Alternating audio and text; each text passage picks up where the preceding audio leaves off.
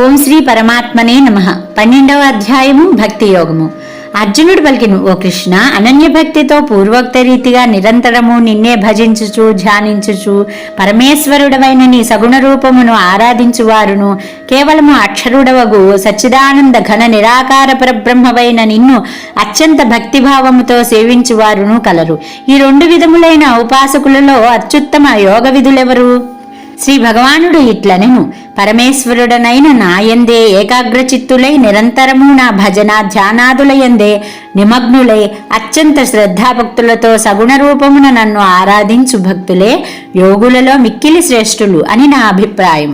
కానీ ఇంద్రియ సముదాయమును చక్కగా వశపరుచుకుని వారును, సకల భూతములకును హితమునే కోరుచుండు వారును, సర్వ ప్రాణులను సమభావముతో చూచువారును యోగులు అనబడుదురు. అట్టివారు మనోబుద్ధులకు అతీతుడును, సర్వవ్యాపియు, అనిర్వచనీయమైన స్వరూపము కలవాడును, కూటస్థుడును, నిత్యుడును, నిశ్చలుడును, నిరాకారుడును, నాశరహితుడును అయిన సచ్చిదానంద ఘన పరబ్రహ్మయందే నిరంతరము ఏకీభావస్థితులై ధ్యానము చేయుచు భక్తితో భజించుచు ఆ పరబ్రహ్మమునే పొందుదురు. కానీ సచ్చిదానంద ఘన నిరాకార పరబ్రహ్మమునందు ఆసక్త చిత్తులైన వారు ప్రాప్తికై చేయు సాధన మిక్కిలి శ్రమతో కూడినది. ఏలనన దేహాభిమానులకు అవ్యక్త పరబ్రహ్మ వ్యాప్తి కష్టసాధ్యమే. కానీ మత్పరాయణులైన భక్తులు కర్మలనన్నింటినీ నాయందే అర్పించి నా సగుణ పరమేశ్వర రూపమునే అనన్య భక్తిభావముతో సంతతము చింతన చేయుచు భజించుచుందురో. ఓ అర్జున, నాయందే లగ్న మనస్కులైన అట్టి పరమ భక్తులను నేను శీఘ్రముగానే మృత్యురూప సంసార సాగరము నుండి ఉద్ధరించెదను. నాయందే మనసును నిల్పుము, నాయందే బుద్ధిని లగ్నము చేయుము, పిమ్మట నాయందే స్థిరముగా నుండుము. ఇందు ఏమాత్రము సందేహమునకు తావులేదు. మనస్సును సుస్థిరముగా నాయందే నిల్పుటకు సమర్థుడవు కానిచో అర్జున, అభ్యాసయోగము ద్వారా నన్ను పొందుటకు ప్రయత్నింపుము. అభ్యాసము చేయుటకును అసక్తుడవైనచో మత్పరాయణుడవై కర్మలను ఆచరింపుము. ఈ విధముగా నా నిమిత్తమై కర్మలను ఆచరించుట ద్వారా కూడా నన్నే పొందెదవు. మత్ప్రాప్తికై వలయు యోగమును ఆశ్రయించి సాధన చేయుటకును నీవు అసక్తుడవైనచో మనోబుద్ధీంద్రియములను వశమునందు ఉంచుకొని సకల కర్మ ఫలములను త్యజింపుము. తత్వము నెరుంగకయే చేయు అభ్యాసము కంటెను జ్ఞానము శ్రేష్టము. కేవలము పరోక్ష జ్ఞానము కంటెను, అనగా అనుభవ రహితమైన జ్ఞానము కంటెను పరమేశ్వర స్వరూప ధ్యానము శ్రేష్టము. ధ్యానము కంటెను కర్మఫల త్యాగము మిక్కిలి శ్రేష్టమైనది. ఏలనన త్యాగము వలన వెంటనే పరమశాంతి లభించును.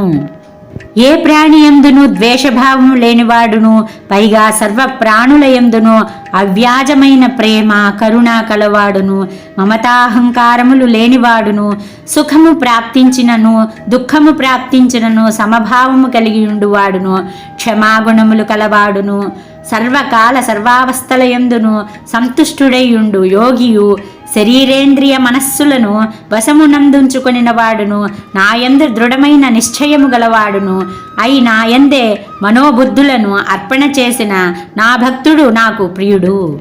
లోకమున ఎవరికి ఉద్వేగము క్షోభ కలిగింపని వాడును, ఎవరి వలనను తాను ఉద్వేజితుడు కానివాడును, అనగా ఉద్వేగమునకు గురి కానివాడును, హర్షము ఈర్ష్య భయము ఉద్వేగము మున్నగు వికారములు లేనివాడును అగు భక్తుడు నాకు ప్రియుడు.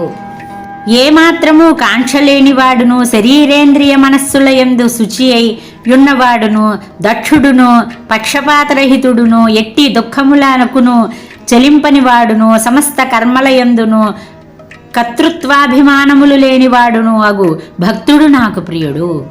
శత్రువులేడను మిత్రులేడను సమభావముతో మెలుగువాడును, మానవమానములు శీతోష్ణములు సుఖదుఖములు మొదలగు ద్వంద్వములను సమానముగా స్వీకరించువాడును, ఆసక్తిరహితుడును, నిందాస్తువులకు చలింపనివాడును, మననశీలుడును, శరీర నిర్వహణకై లభించిన దానితోడనే తృప్తిపడువాడును, నివాస స్థానముల యందు మమతాశక్తులు లేనివాడును, స్థితప్రజ్ఞుడును అగు భక్తుడు నాకు ఇష్టుడు.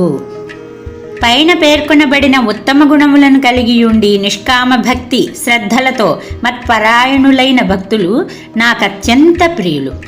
ఓం తత్సదితి శ్రీమద్భగవద్గీతాసుపనిషత్సు బ్రహ్మవిద్యాయాం యోగశాస్త్రే శ్రీకృష్ణార్జున సంవాదే భక్తియోగో నామ ద్వాదశోऽధ్యాయः సంపూర్ణం.